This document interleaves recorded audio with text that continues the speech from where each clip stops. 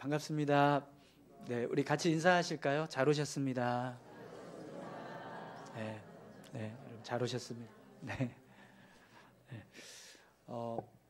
오늘은 사도행전 21장 7절에서 14절까지 말씀을 가지고 주님의 뜻대로 이루어지다라는 제목으로 같이 말씀을 좀 나누도록 하겠습니다.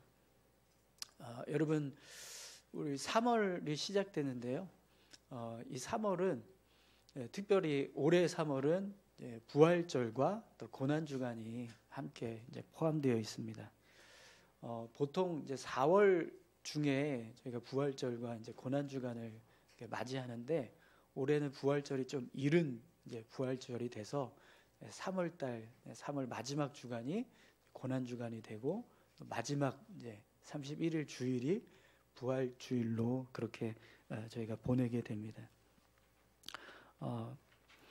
여러분, 부활절은 우리 신앙에 있어서 성탄절만큼 우리가 너무나 중요하게 생각하는 그런 날입니다. 또 부활절 전주에 있는 고난주간은 예수님의 십자가 고난을 깊이 묵상하는 그런 한 주간이 됩니다. 그렇기 때문에 이 3월 한 달 동안 우리가 특별히 우리 신앙을 조금 더 굳게 세우고 또 우리 믿음을 더 성숙시켜 가는 그런 일에 우리가 조금 더 힘쓰는 그런 3월 한 달이 되었으면 좋겠습니다. 우리의 마음이 십자가 은혜로 더 충만하게 채워지고 우리가 더 예수님과 영적인 그런 관계를 친밀하게 갖는 그런 3월이 될 수 있도록 우리가 함께 이 한 달을 좀 열심히 믿음을 세워가는 그런 달로 삼았으면 좋겠습니다. 여러분, 한 달 동안 정말 더 주님의 은혜로 채워주시고 주님과 함께 더 가까워지는 그런 시간이 되시기를 바랍니다. 네, 그런 의미에서 오늘 이제 우리가 같이 함께 나누는 이 말씀이 분명 우리의 마음과 심령을 뜨겁게 하고 또 우리 믿음을 세우는데 더 큰 은혜를 얻게 해줄 귀한 말씀이라고 믿습니다. 오늘 말씀을 붙잡고 우리가 믿음의 삶을 살아가는 그런 시간이 되기를 소망합니다. 우리 같이 함께 오늘 말씀을 좀 살펴보기 원하는데요. 우리 먼저 7절에서 9절까지 말씀을 함께 보겠습니다. 두로를 떠나 항해를 다 마치고 돌레마이에 이르러 형제들에게 안부를 묻고 그들과 함께 하루를 있다가 이튿날 떠나 가이사랴에 이르러 7 집사 중 하나인 전도자 빌립의 집에 들어가서 머무느니라. 그에게 딸 넷이 있으니 처녀로 예언하는 자라. 아멘. 여러분, 지금 본문을 보시면 바울 일행이 이제 두로를 떠나서 돌레마이라고 하는 지역에 가는 모습을 보게 됩니다. 이 돌레마이에 가게 된 이유는 바울이 베니게에서 탔던 배의 마지막 종착지가 이 돌레마이라고 하는 지역이었어요. 그래서 이제 그 배를 계속해서 타고 이동을 하다 보니까 결국에는 이제 돌레마이까지 오게 된 겁니다. 오늘 본문의 말씀을 보시면 바울이 이곳에서도 우리 지난주에 말씀에서 본 것처럼 두로에서 바울이 믿음의 형제들을 만나서 교제하는 시간을 가졌는데 이 돌레마이에서도 믿음의 형제들을 만납니다. 근데 그 시간은 그렇게 길지 않았어요. 하룻밤만 지내고 그리고 이제 곧바로 가이사랴로 이동을 하게 되는데요. 돌레마이에서 가이사랴까지는 약 60km 정도 떨어져 있습니다. 그러니까 사도 바울이 가이사랴로 돌레마이에서 가이사랴로 가려면 적어도 이틀 정도는 걸어서 가야 되는 그런 이제 길인 거예요. 그래서 이 가이사랴로 이동을 해서 결국에는 이제 가이사랴에 도착했는데, 근데 여러분, 가이사랴에 도착하자마자 바울이 어느 집에 묵게 되죠? 오늘 본문을 보시면 전도자 빌립 집사의 집에 이제 머무르게 되었다, 이렇게 기록하고 있습니다. 여러분, 지금 바울 일행이 예루살렘을 향해서 나아가는 여정을 보시면 이제 정말 끝이 보이기 시작합니다. 그죠? 가이사랴라고 하는 이 지역에 바울이 도착했다라는 건 이제 정말 이 여정이, 예루살렘을 향한 여정이 끝날 마지막 시기가 왔다라는 거예요. 가이사에서 예루살렘까지 거리는 얼마 멀지 않습니다. 우리 지난주에 지도 생각나시죠? 예루살렘 그리고 사마리아 가이사 이렇게 돼 있어요. 그러니까 정말 이제 가이사랴에서 예루살렘까지는 사마리아만 통과하면 그냥 바로 갈 수 있는 그런 거리인 겁니다. 그래서 바울 일행이 지금 이제 정말 막바지에 이르렀다라는 사실을 알게 됩니다. 그래서 여러분, 이 모습을 볼 때 우리가 이제 바울을 보면서 늘 깨닫는 거지만, 바울의 신앙은 그냥 자기가 말하거나 또 생각하는 어떤 그 믿음의 모습들이 그냥 말로 끝나거나 생각으로 끝나는 게 아니라 자신의 삶을 통해서 다 증명되는 삶을 살았다라는 것을 알 수 있습니다. 바울이 살아가는 삶의 모습들을 보면 그가 가지고 있는 신앙이 다 증명되는 그런 삶을 살았습니다. 사랑하는 성도 여러분, 오늘 저와 여러분들이 가지고 있는 믿음도 바울처럼 우리의 믿음이 우리 삶을 통해서 증명되는 그런 믿음의 삶을 살아갈 수 있기를 소망합니다. 우리가 그냥 예수님 믿습니다, 하나님 믿습니다, 말씀대로 살겠습니다, 이렇게 그냥 말로만 그렇게 하는 게 아니라 실제로 우리가 행동하는 거나 우리가 말하는 거나 우리가 생각하는 것들이 정말 우리의 믿음을 좀 이렇게 드러낼 수 있는 그런 삶을 우리가 살아가야 될 줄로 믿습니다. 오늘 저와 여러분들이요, 그렇게 우리 삶을 그냥 믿음 따로, 삶 따로, 믿음 따로, 말 따로, 믿음 따로, 생각 따로, 그게 아니라 믿음에 맞는 삶, 믿음에 맞는 말, 믿음에 맞는 생각, 그 모습으로 삶을 살아가는 그런 귀한 삶을 우리가 살아갈 수 있기를 축원합니다. 자, 그래서 여러분, 이제 사도 바울이 이 가이사랴에서 빌립 집사의 집에 이제 도착을 하게 돼요. 여러분, 빌립 집사의 집에 사도 바울 일행이 머무르게 되었다라는 건 바울과 빌립 집사의 관계가 친밀하다라는 사실을 보여주는 거예요. 여러분, 우리가 누군가 다른 그냥 아는 지인 집에 이렇게 머무른다고, 며칠을 머무른다고 생각을 해보세요. 그러면 친밀한 관계가 아니면 그렇게 할 수 있을까요? 그냥 아무나 나 저기 집사님 집에 가서 며칠 살아도 돼요? 어서 오세요. 네, 고맙습니다, 이러면서 여러분 맞이하실 수 있으시겠습니까? 아니죠. 정말 관계가 친밀하거나 뭔가 이렇게 어떤 그런 친분이 있어야지만 그런 일을 할 수 있는 거잖아요.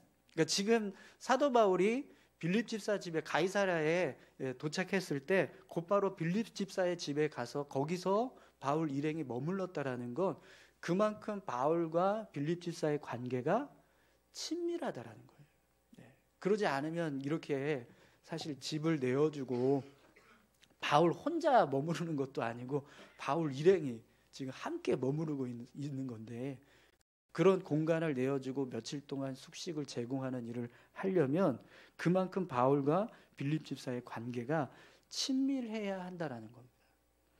그럼 여러분, 바울과 빌립 집사가 이렇게 친밀한 관계를 맺게 된 이유가 뭘까요? 여러분, 빌립 집사가 어떤 사람이죠? 초대교회가 세운 7 집사 중에 한 사람입니다. 최초로 예루살렘 교회가 집사를 세우자라고 해서 선출한 집사가 바로 이 빌립 집사인 거예요. 그리고 오늘 본문에서도 빌립 집사를 전도자라고 소개를 하고 있잖아요. 사도행전 8장에 가면 성령에 이끌려서 이 빌립 집사가 사마리아 성에 가서 복음을 전하는 내용이 나옵니다.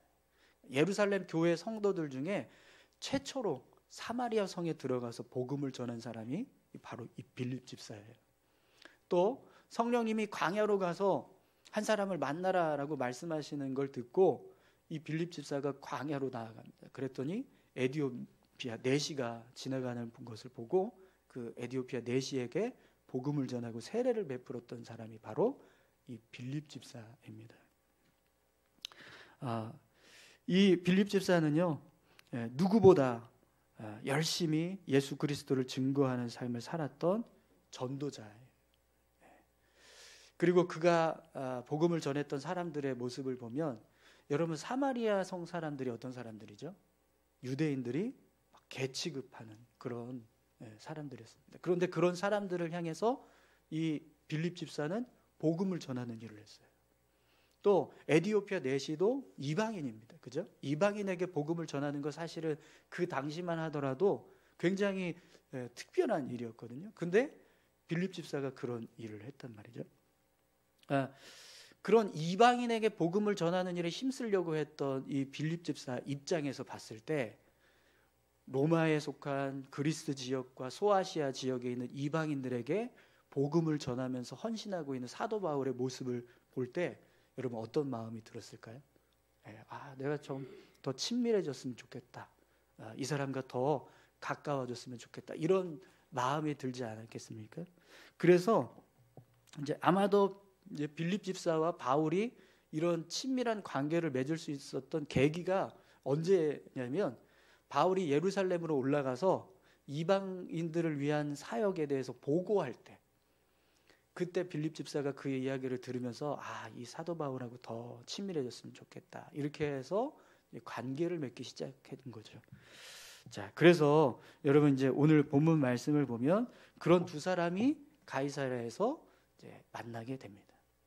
그런데 오늘 이제 본문 말씀을 보시면 이 빌립 집사에 대한 소개를 하는데, 또 어떤 소개를 하고 있죠? 9절에서 내 딸이 있는데 모두 처녀로 예언하는 자라, 이런 말씀을 하고 있습니다. 딸이 넷이 있는데 그 딸들이 다 결혼할 이제 나이가 된 그런 처녀들이라는 거예요. 근데 그들이 다 예언을 할 수 있는 그런 성령 충만한 사람들이라고 이야기를 하는 겁니다. 아버지는 전도자로서 일평생 예수 그리스도를 전하는 일에 헌신한 사람이고, 또 그 네 딸들은 다 성령에 충만해서 예언을 할 수 있는 그런 딸들인 거예요. 그런 모습을 지금 오늘 본문에서 소개를 하고 있는데요. 근데 오늘 본문을 자세히 보시면 이 빌립 집사의 가정을 소개하는 내용이 굉장히 간략해요. 그리고 마치 그냥 이렇게 스쳐 지나가듯이 그렇게 기록되는 것을 보게 됩니다. 여러분 8절 9절을 다시 한번 보시겠어요? 이튿날 떠나 가이사랴에 이르러 7 집사 중 하나인 전도자 빌립의 집에 들어가서 머무르니라. 그에게 딸 넷이 있으니 처녀로 예언하는 자라. 아멘. 여러분, 그의 딸 넷이 있으니 처녀로 예언하는 자라, 이렇게 성경에서 기록을 했으면 그 다음 구절은 어떤 내용이 기록되어야지 옳을까요? 이 네 딸들이 어떤 예언을 했었는지 이런 걸 소개를 해줘야 되잖아요. 그런데 그런 내용은 없고 그냥 이게 끝이에요. 빌립 집사 가정에 대한 소개가 이걸로 그냥 끝나버립니다. 그럼 여러분, 왜 성경에서 오늘 본문에서 왜 이렇게 빌립 집사 가정에 대한 소개를 이렇게 그냥 아주 간단 명료하게 기록을 하고 또 그냥 스쳐 지나가듯이 이야기를 할까요? 그 이유는 이어지는 본문의 말씀 때문에 그렇습니다.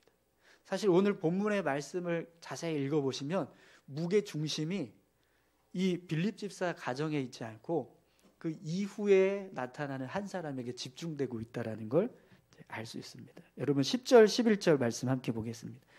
여러 날 머물러 있더니 아가보라 하는 한 선지자가 유대로부터 내려와 우리에게 와서 바울의 띠를 가져다가 자기 수족을 잡아매고 말하기를 성령이 말씀하시되 예루살렘에서 유대인들이 이같이 이 띠 임자를 결박하여 이방인의 손에 넘겨주리라 하거늘. 아멘. 네. 아가보라고 하는 선지자가 유대로부터 내려와서 빌립 집사 집에 오게 된 모습을 설명합니다. 근데 여러분, 이 아가보 선지자가 누구일까요? 사도행전 11장 28절을 한번 찾아보시겠습니까? 네, 졸지 마시고 사도행전 11장 28절 우리 한번 같이 읽겠습니다. 네. 다 찾으셨나요? 네, 함께 한번 봉독해 보겠습니다. 그 중에 아가보라 하는 한 사람이 일어나 성령으로 말하되 천하에 큰 흉년이 들리라 하더니 글라우디오 때에 그렇게 되니라. 아멘. 네. 이 아가보가 어떤 사람이냐면 사도행전 11장 28절은 글라우디오라고 하는 로마 황제 시대 때 이 아가보라고 하는 선지자가 일어나서 천하에 큰 흉년이 들 것이다 이런 예언을 했어요. 그런데 실제로 그 예언이 일어났습니다. 그래서 사도행전 11장에 보면 이 안디옥 교회가 바울과 바나바를 예루살렘 교회에 파송해서 우리가 후원금을 전달해 주자 이렇게 하는 그 결정하는 내용이 나오고 있습니다. 그러니까 이 아가보라고 하는 선지자는요, 굉장히 성령에 충만해서 좀 하나님께서 이루시고자 하는 뜻을 온전하게 선포하는 그런 선지자인 거예요. 그런데 그 선지자가 오늘 본문에서 어떤 예언을 하고 있습니까? 바울의 띠를 가져다가 손발을 묶고 이 띠의 주인이 유대인들에게 결박을 당해서 이방인의 손에 넘겨지게 될 거다. 이렇게 예언을 한 거예요. 네. 그러면 여러분, 이 아가보의 예언은 어떤 예언이 되는 거예요? 그냥 뭐 그렇게 되겠어요 이렇게 흘려보낼 수 있는 예언이 아니라 이 사람은 진짜 일어날 일을 예언하는 사람인 거예요. 그러면 그 사람의 예언을 들은 이 빌립 집사 집에 모여있는 모든 사람들은 어떤 생각을 하게 될까요? 사도 바울이 정말 예루살렘으로 가면 이렇게 결박을 당해서 이방인에게 넘겨지는 거구나. 이걸 아주 분명하게 알게 되었다라는 거죠. 그래서 여러분, 오늘 11절을 보시면 이 예언을 들은 사람들이 바울을 향해서 어떤 일을 합니까? 예루살렘으로 올라가지 말라고 만류를 합니다. 12절을 함께 보겠습니다. 우리가 그 말을 듣고 그곳 사람들과 더불어 바울에게 예루살렘으로 올라가지 말라 권하니. 아멘. 아가보의 예언을 들은 빌립 집사 집에 모여있던 모든 사람들이 다 하나같이 바울을 향해서 예루살렘으로 가지 마라 이렇게 이야기를 했다는 거예요. 근데 여러분, 오늘 본문에 보시면 우리가 그 말을 듣고라고 했는데 이 우리가 누구죠? 사도 바울과 함께 동행했던, 선교 사역을 감당했던 동역자들, 사도 바울과 지금 같이 빌립 집사 집에 가게 된 동역자들, 그 동역자들 가운데는 누가 있죠? 디모데와 실라가 함께하고 있어요. 또 이 사도행전을 기록하고 있는 누가도 지금 그 자리에 있었을 거예요. 근데 그들이 사도 바울을 향해서 예루살렘으로 가지 말라고 이렇게 이야기를 했다는 겁니다. 또 그곳 사람들과 더불어라고 되어 있는데 이 그곳 사람들은 누구죠? 누구를 말할까요? 빌립 집사 가정에 있는 빌립 집사와 내 딸들, 아가보도 아마 포함되어 있었을 겁니다. 이들도 다 같이 바울을 향해서 예루살렘으로 가지 말라고 이렇게 이야기를 했다라는 거예요. 그러면 여러분, 바울을 향해서 지금 예루살렘으로 올라가지 말라고 만류하는 사람들이 어떤 사람들인가를 한번 보시죠. 우리라고 하는 이 우리, 그동안 바울과 1차, 2차, 3차 선교 여행을 다녔던 동역자들, 특별히 3차 여행에 함께했던 디모데와 실라, 누가, 이 사람들이 지금 바울을 향해서 예루살렘으로 가지 말라고 하고 있습니다. 근데 여러분, 이들이 어떤 사람들이에요? 바울과 같이 수많은 역경을 경험하고 넘어가면서 복음을 전하고 주를 위해서 헌신했던 사람들입니다. 그런데 그들이 갑자기 이 가이사랴에서 마지막 이제 예루살렘을 향해 나아갈 시간이 얼마 남지 않았는데 그때 바울을 향해 예루살렘으로 가지 말라고 이야기를 하는 거예요. 또 빌립은 여러분 어떤 사람입니까? 빌립은 전도자라고 불려지는 사람이었어요. 전도자. 그냥 그 사람 빌립 집사 하면 전도자 이렇게 불려졌단 말이에요. 그러면 그 빌립 집사라는 사람은 복음을 전하는 것에 대해서만큼은 누구보다 잘 이해할 수 있는 사람인 거예요. 그죠? 예수님을 전하는 일에 있어서 그것이 어떤 삶을 살아가는 것인가에 대한 의미, 그것을 이루기 위해서 어떤 결단을 해야 되는지 그런 마음, 그런 걸 누구보다도 더 잘 알 수 있는 사람이 빌립 집사인 거예요. 사도 바울이 예루살렘을 향해서 나아가는 그 모든 과정에 대해서 누구보다 잘 이해해 줄 수 있는 사람이 바로 이 빌립 집사인 거예요. 그런데 그 빌립 집사가 사도 바울을 향해서 예루살렘으로 가지 말라고 이야기를 하더라는 겁니다. 거기다가 빌립 집사의 네 딸들, 여러분 우리가 이렇게 친밀한 관계를 맺고 있으면 내 그 친밀한 관계를 맺고 있는 그 사람의 자녀는 나에게 어떤 사람이에요? 자녀처럼 생각하죠. 조카처럼, 너는 내 조카야, 이렇게 생각하지 않습니까? 그죠? 내가 낳은 자식이 아니더라도 내 친구의 자식은 내 자식인 거예요. 그래서 그렇게 대하잖아요. 근데 그런 딸들이, 거기다가 지금 사도 바울이 여러분 결혼 안 하고 일평생 혼자 산 거 아시죠? 그러니까 더 빌립 집사의 딸들은 바울에게 굉장히 귀하게 여겨졌을 겁니다. 그런데 그런 딸들이 사도 바울을 향해서 예루살렘 가지 말라고 그렇게 이야기를 해요. 그것도 예언을 하는 능력이 있는데 그들이 사도 바울에게 예루살렘으로 가지 말라고 이야기를 한다는 거죠. 자, 그럼 여러분, 지금 이 만류를 듣고 있는 바울의 심정이 어땠을까요?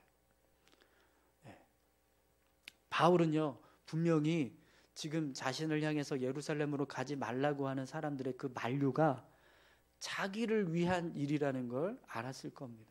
자기를 생각해 주는 마음 때문에 이렇게 가지 말라고 이야기하는 거라는 걸 잘 알고 있었을 거예요. 그러니 지금 이 상황은 바울에게 얼마나 힘든 시간이 되겠습니까? 굉장히 마음이 괴로웠을 겁니다. 이제까지 수많은 사람들이 바울을 향해서 가지 말라고, 예루살렘으로 가지 말라고 만류했던 그 상황들과는요, 비교가 안 될 만큼 정말 힘들고 마음 아픈 그런 상황이 되었을 것이 분명합니다. 그런데 여러분, 오늘 본문을 보시면 사도 바울이 이들을 향해서 뭐라고 말하는가 한번 보십시오. 13절입니다. 우리 같이 한번 읽어볼까요? 13절. 바울이 대답하되 여러분이 어찌하여 울어 내 마음을 상하게 하느냐. 나는 주 예수의 이름을 위하여 결박당할 뿐 아니라 예루살렘에서 죽을 것도 각오하였노라 하니. 아멘. 바울이요, 자신을 만류하는 사람들을 향해서 여러분이 어찌하여 울어 내 마음을 상하게 하느냐, 이렇게 말합니다. 바울이 내 마음을 상하게 하고 있다라는 이 표현을 쓴 건 지금 이 상황이 굉장히 바울에게 부담이 되고 마음을 흔들리게 하는 상황이라는 걸 분명하게 보여주는 거예요.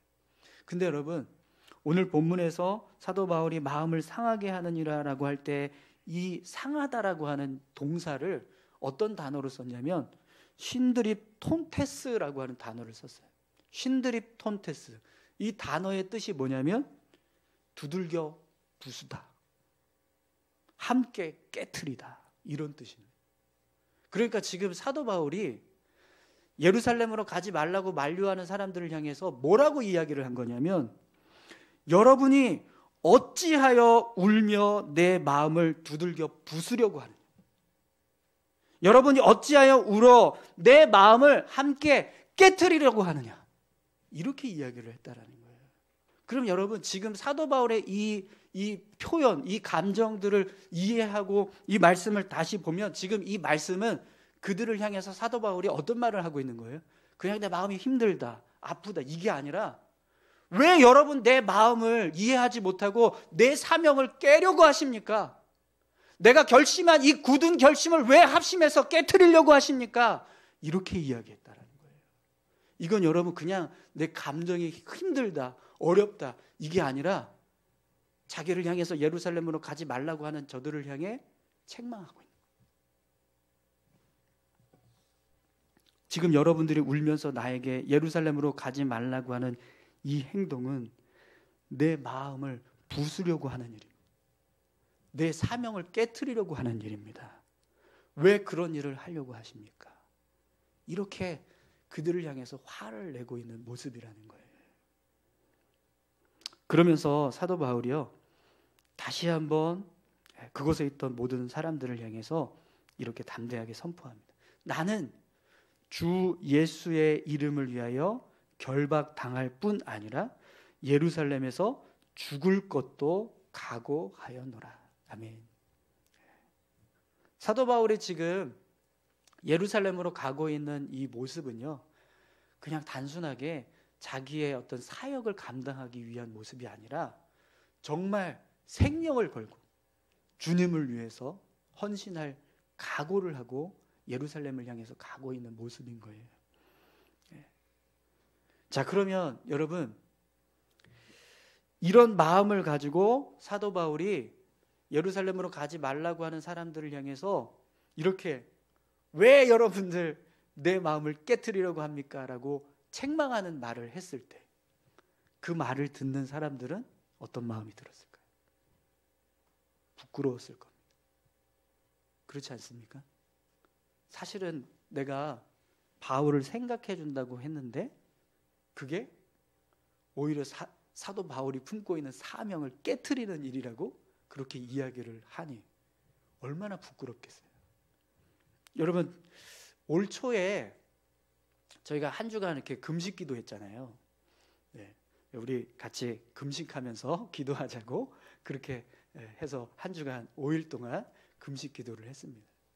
네, 저도 이제 처음 5일 금식을 해봤거든요. 근데 만약에 여러분 그때 어느 성도님이 저에게 이렇게 이야기를 했다고 생각을 해보세요. 아이고 목사님, 5일 금식하면 괜히 몸 상할 수도 있으니 3일만 하세요. 3일만. 5일 금식하는 거 너무 힘듭니다. 괜히 그러다가 병날 수도 있어요. 그러니까 5일 하지 말고 3일만 하세요. 저희들은 5일 다 못합니다. 그냥 아침 금식만 할 거예요. 하루에 한 끼만 금식할 거예요. 그러니까 목사님도 다 이렇게 5일 동안 막 다 하려고 하지 마시고 조금만 이렇게 3일만 아쉬우면 그렇게 하기 좀 죄송하다 그러면 3일만 하시고 이틀은 그냥 식사하시면서 기도에 인도하시죠. 그래야 더 힘이 나지 않겠습니까? 이렇게 누군가 저한테 이야기를 했다고 생각을 해보세요. 근데 제가 거기다 대고 아니 지금 무슨 소리 하시는 거예요?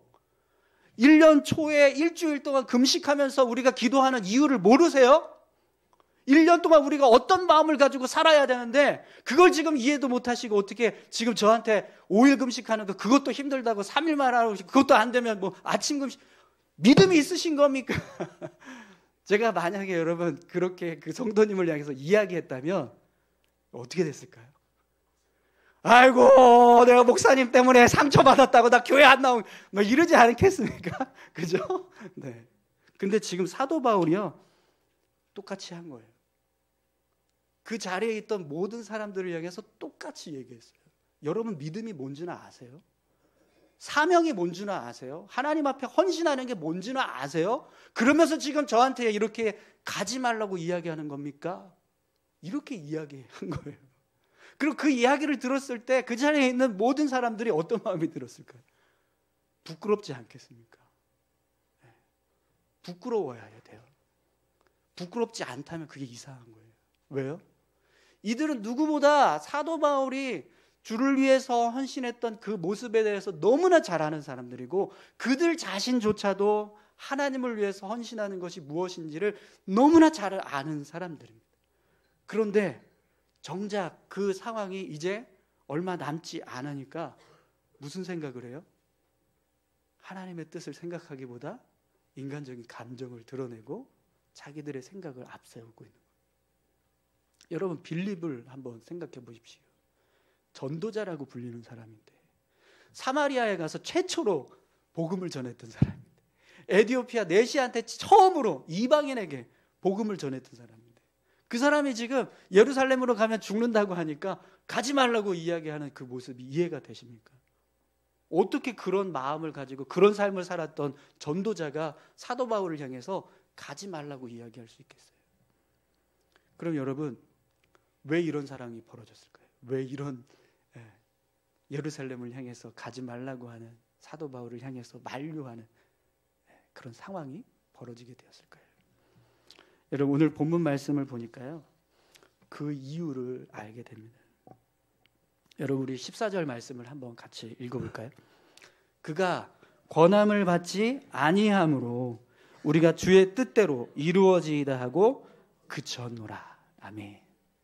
사도 바울이 아무리 얘기해도 들을 생각을 안 하니까 결국에는 그 사람들이 다 뭐라고 말해요? 주의 뜻대로 이루어지이다. 근데 여러분, 이 고백은요 굉장히 부끄러운 고백인 거예요. 이 사람들이 지금 주의 뜻대로 이루어지이다라고 하는 이 고백은 믿음으로 정말 주님의 뜻이 이루어지기를 원합니다 이렇게 고백한 게 아니에요. 사도 바울 때문에 어쩔 수 없이 한 거예요. 사도 바울이 아무리 얘기를 해도 들어먹질 않으니까 아이고 그러면 주님의 뜻대로 되길 원합니다 이렇게 얘기한 거예요. 근데 여러분, 직전까지도 그들이 행동했던 모습은 어떤 모습인 거예요? 주님의 뜻대로 이루어지기를 원하지 않는 모습인 거예요. 그렇죠? 예루살렘으로 가지 말라고 만류했던 그 모습은요, 주님의 뜻대로 이루어지는 것과는 전혀 상관없이 우리는 당신이 보호받길 원하고 생명을 얻길 원하고 당신이 살았으면 좋겠다, 이걸 앞세운 거예요. 그래서 어찌하여 여러분들이 울며 내 마음을 상하게 하느냐라고 하는 사도 바울의 이 말은요, 그 자리에 있던 모든 사람들을 향해서 이렇게 이야기한 거예요. 주님의 뜻을 생각하지 않고 어찌하여 인간적인 감정을 앞세우려고 하십니까? 사랑하는 성도 여러분, 오늘 우리가 그리스도인으로서의 삶을 살아갈 때 정말 어떤 상황에서도 놓쳐서는 안 되는 믿음의 모습이 있습니다. 그 모습이 바로 오늘 이 모습인 거예요. 주님의 뜻대로 이루어지이다. 이 믿음의 고백을 우리가 품지 못하고 삶을 살아가면 우리가 살아가는 모든 삶은요 다 주님의 뜻과는 전혀 상관없는 삶을 살게 되는 겁니다. 아무리 빌립 집사가 전도자라고 불려도, 사마리아 성에 가서 최초로 복음을 전했던 사람이라고 할지라도, 에디오피아 내시에게 처음으로 복음을 전했던 사람이라고 할지라도, 아무리 바울과 함께 수많은 역경을 넘어가면서 복음을 전하고 헌신했던 그런 수많은 사역들을 감당한 사람들이라 할지라도, 아무리 성령 충만해서 예언을 할 수 있는 능력을 가지고 있는 사람이라 할지라도 주님의 뜻대로 이루어지기를 원합니다라고 하는 이 믿음의 고백을 붙잡지 않으면 얼마든지 주님의 뜻을 저지하는 삶을 살 수 있다는 거예요. 사랑하는 성도 여러분, 오늘 저와 여러분들의 삶이 주님의 뜻대로 이루어지기를 원하십니까? 그렇다면 여러분, 우리 삶에요 주님의 뜻대로 이루어지기를 원합니다. 이 고백을 우리가 해야 할 줄로 믿습니다. 오늘 우리 교회가 주님의 뜻대로 이루어지길, 주님의 뜻을 이루어가는 사역을 감당할 수 있는 교회가 되기를 원하십니까? 여러분의 가정과 여러분의 직장과 여러분의 사업장과 여러분의 삶의 터전이 주님의 뜻대로 이루어지기를 원하십니까? 사랑하는 성도 여러분, 우리 같이 함께 이 믿음의 고백을 붙잡고 살아갈 수 있기를 소망합니다. 그러면 우리 삶은요 주님을 위한 삶을 살게 될 줄 믿습니다. 우리 같이 함께 찬양하실까요?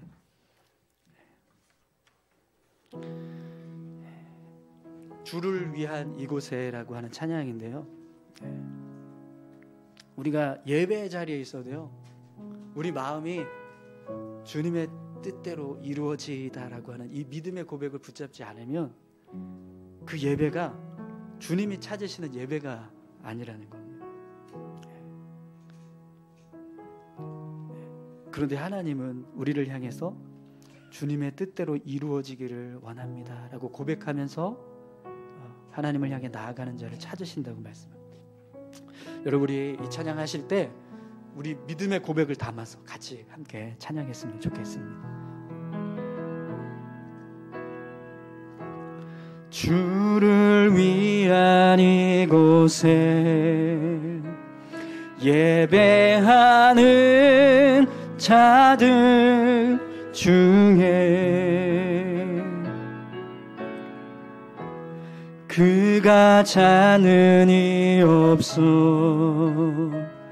주님께서 슬퍼하시네.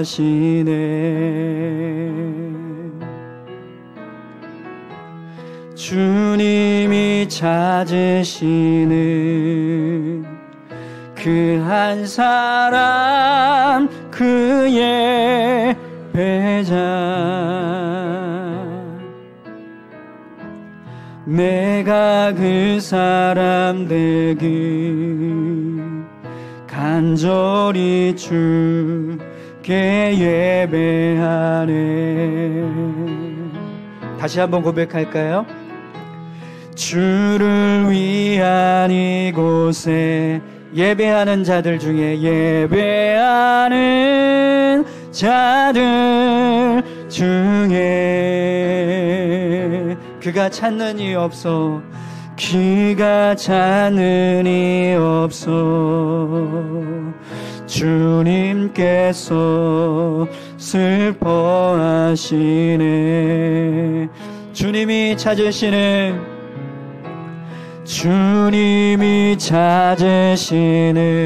그 한 사람, 그 한 사람, 그의 배자. 내가 그 사람 되길, 내가 그 사람 되길 간절히 주께 예배하네. 다 같이 함께 고백합니다. 주 은혜로 이곳에 서 있네. 주 임재에 엎드려 절하네. 그 어느 것도 난 필요 없네. 주님만 경배해. 주 은혜로 이곳에 서 있네. 주 임재에 엎드려 절하네. 그 어느 것도 난 필요 없네. 주님만 경배해.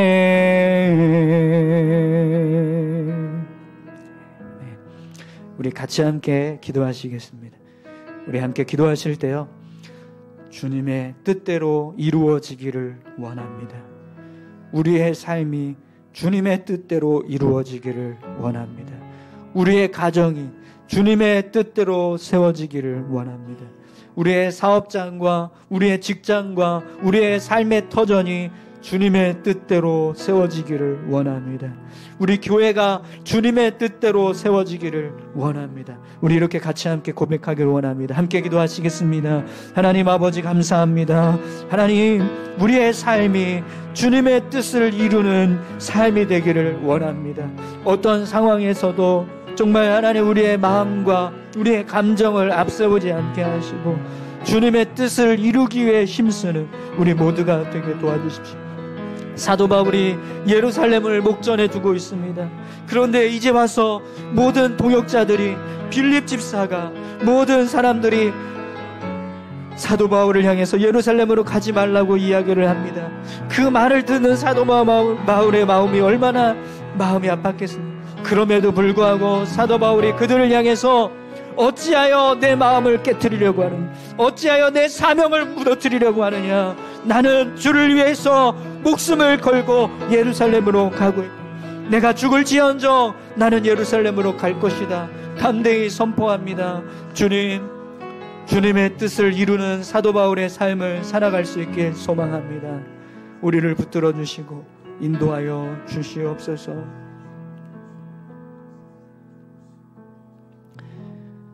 선하신 주님, 우리의 삶을 인도하시고 또 우리를 이끌어가고 계시는 줄 믿습니다.